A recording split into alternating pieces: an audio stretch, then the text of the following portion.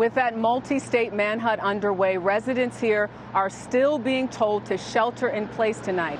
Investigators are looking into a possible motive into the shootings, including why the two locations for the attacks were chosen. CBS's Jeff Pegues has learned new details about the suspect's military experience, as well as his history of mental illness. CBS News has learned that investigators are looking into whether Robert Card was targeting his current or former girlfriend in last night's mass shooting.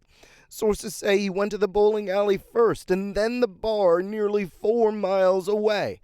It's unclear if the person was at either location.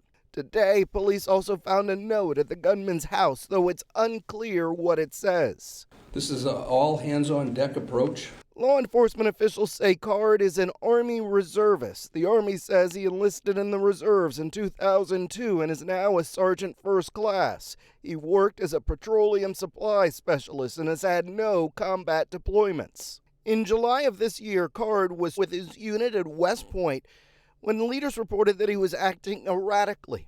New York State Police took him to an Army hospital for an evaluation. A Maine law enforcement bulletin said that Card was released about 2 weeks later.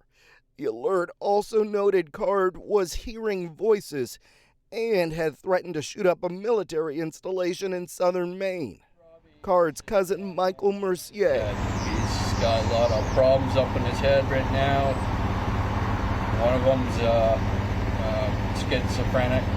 Tom Chittum, a former associate deputy director of the ATF, says despite the mental evaluation, federal law would not prohibit Card from having such a weapon.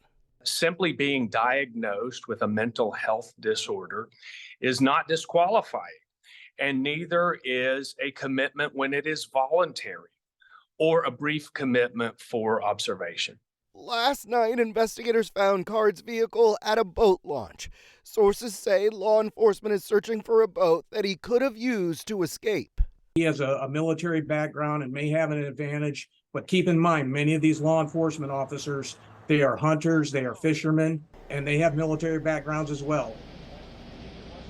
The gunman was heavily armed for this assault. Investigators believe that he may have used an extended magazine as well as a scope. A firearm was recovered in that abandoned vehicle. In Eureka, intelligence sources are telling CBS News that they believe that that recent breakup may have been a significant destabilizing event in the gunman's life. That said, there is still no clear motive right now for this shooting. All right, Jeff Pegues for us tonight. Thank you.